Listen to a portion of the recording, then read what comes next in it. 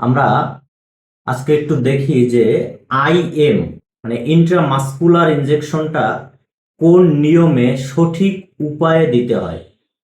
ইতিমধ্যে ইউটিউবে অনেক খুঁজেছি যে আসলে আইএম ইনজেকশন দেওয়ার সঠিক নিয়মগুলা কি। খুব ভালো এবং সুন্দরভাবে বাংলায় এরকম কোনো ভিডিও আমার চোখে এখন পর্যন্ত পড়েনি যে আইএম ইনজেকশনগুলা দেওয়ার একদম সঠিক নিয়মটা। আমরা আজকে এই ভিডিওর মাধ্যমে চেষ্টা করব কিভাবে একজন পেশেন্টকে সঠিকভাবে ইন্ট্রামাসকুলার বা মাংসপেশির ইনজেকশনগুলো দেয়া হয়। তাহলে সবার প্রথমে আমাদের হচ্ছে কি কি আর্টিকেলস বা উপকরণ লাগবে একটা রোগীকে আইএম ইনজেকশন দেওয়ার জন্য। এর মধ্যে দেখি প্রথমে আমাদের প্রয়োজন হবে যে ইনজেকশনটা আমরা দেব।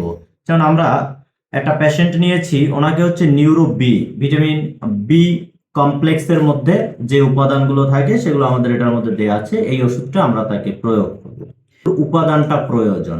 এরপরে একটা সিরিঞ্জ লাগবে। এরপরে আপনারা চাইলে অ্যালকোহল প্যাড ব্যবহার করতে পারেন, অথবা আমরা যে হ্যাক্সিসল নিয়েছি, হ্যাক্সিসলের সাথে হচ্ছে আমরা একটু কটন লাগিয়ে তারপরে এটা দিয়ে জীবাণুমুক্ত। এবারে আমরা হচ্ছে এটা একটা অ্যাম্পোল, এই অ্যাম্পোলটাকে সবসময় মনে রাখবেন এই অ্যাম্পোলকে কখনোই আপনি খালি হাতে ভাঙার চেষ্টা করবেন না, সেক্ষেত্রে এটা অনেক সময় পুরো হয়ে গেলে এই আঙ্গুলের মধ্যে প্রবেশ করতে পারে, এতে করে আপনার সেপটিক হতে পারে। এই জন্য আমরা কি করি, একটা যে কোনো একটা কিছু দিয়ে এরপর এটাকে ভাঙার চেষ্টা করব।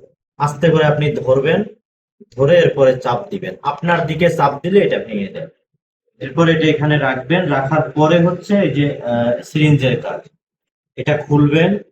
খোলার পরে এরপর আপনি এখানে যে ওষুধ আছে এই ওষুধটা টানবেন, টেনে এরপর এটা সিরিঞ্জের মধ্যে নিয়ে নিন।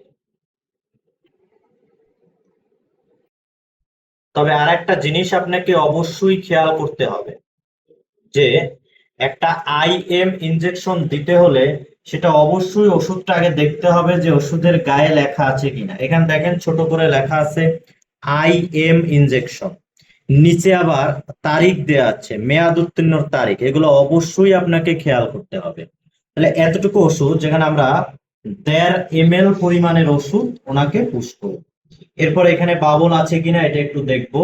এটা দেখার জন্য আপনি যদি দেখেন যে এখানে একটু বাতাস আছে, সেই ক্ষেত্রে এটাকে একটু হালকা নিচের দিকে টান দিয়ে একদম সোজা পজিশনে সিরিঞ্জটা রেখে এরপর উপরের দিকে ধাক্কা দিবেন। ধাক্কা দিলে আর ওই বাবলটা থাকবে না, এখানে এক ফোঁটা ওষুধ চলে আসবে।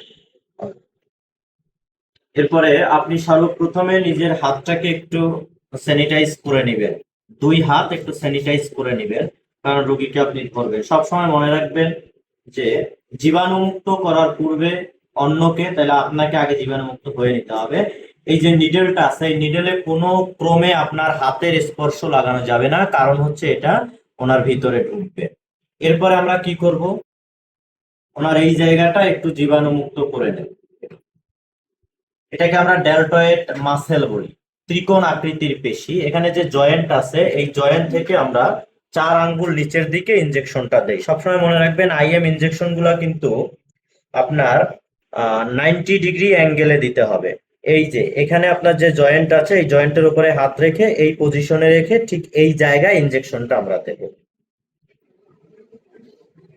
দেখেন এরকম একটু ধরবেন, ধরার পরে এরপরে এটা 90 ডিগ্রি অ্যাঙ্গেলে দিবেন, এই পুরো সুইটা ভিতরে দিবেন। দেওয়ার পরে ওষুধটা ধীরে ধীরে পুশ করবেন।